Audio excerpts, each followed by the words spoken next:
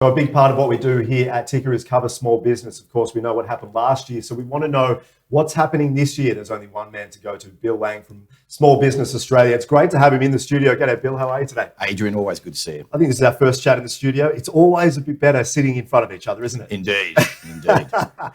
Let's talk about what's going on in WA, in Perth in particular. You know, they locked down after the one case. In terms of small business, what are you seeing here exactly? Yeah, well, I suppose there's a few very disappointing things, particularly for the small businesses of Western Australia, that, one positive case, it's alarmist, again, getting everyone very frightened, closing the whole place down, unclear what the actual support is for those businesses. It came out of the blue. Did the people of Western Australia actually know it could happen that quickly? Then there's what happens for people outside of Western Australia. So overall confidence.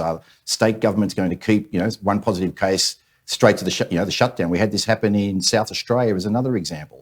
So this, it increases uncertainty. It also raises questions around just how well prepared are they? This is a security guard, we're led to understand. We're led to understand that, the person also had a job in terms of, driving ride-sharing cars, has been out and about to 15 different locations.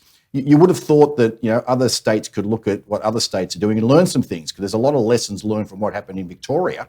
But it would appear we're not seeing that in WA. You've obviously spoken to a lot of small businesses and you do speak to them. What do they say to you? When something like this happens, for example, we know in Victoria it happened all of last year.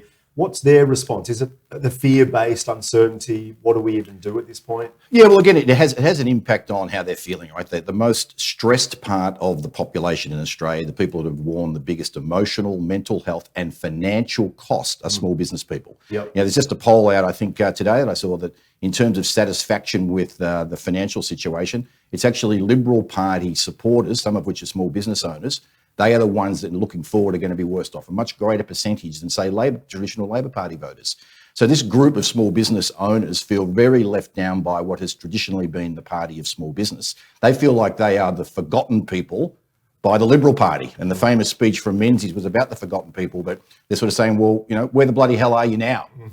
We've heard that line for sure. Let's focus on Victoria. We know what happened last year. What are you seeing here? What's the latest for support for small business in Victoria?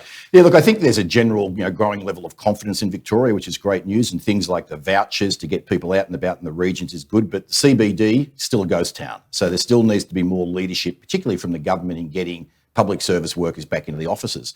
But the other very disappointing thing, and we talked about it here at Ticker, when the support for businesses was announced, many weeks after lockdowns happened, so it was made up after the lockdowns happened, only $100 million was made available for the potentially 300,000 sole traders. It turns out, Adrian, only 10 million of that have businesses been able to access. So governments make big announcements. They talk billions, hundreds of millions, and most citizens go, well, that sounds good. Sounds like the government's doing something. But when you're actually there at the front line and you see what's going on, you realise, hey, this is talk, this is spin.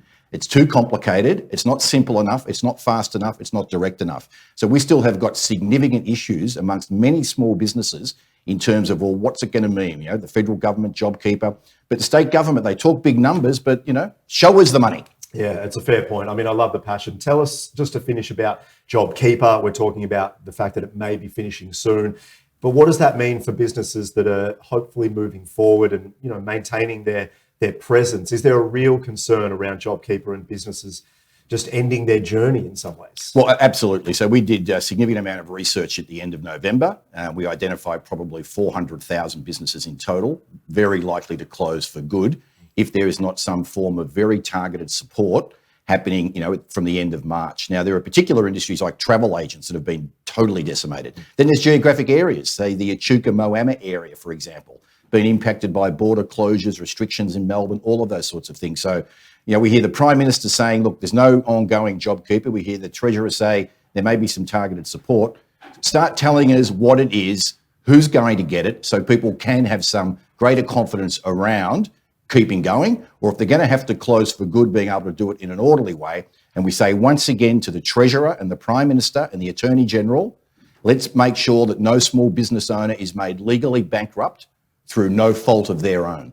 Well said. Just to finish, do you think they will, let us know soon, or what do you think? Well, we would hope so, right? So, as we've talked about in the past, Adrian, like the pain of uncertainty is far greater than the certainty of pain. So come on, fill the vacuum. You cannot not communicate. Yeah, well said. Love having you in here. Big part of the Ticker family. Enjoy your day. We'll talk again soon, okay? Thanks, Adrian.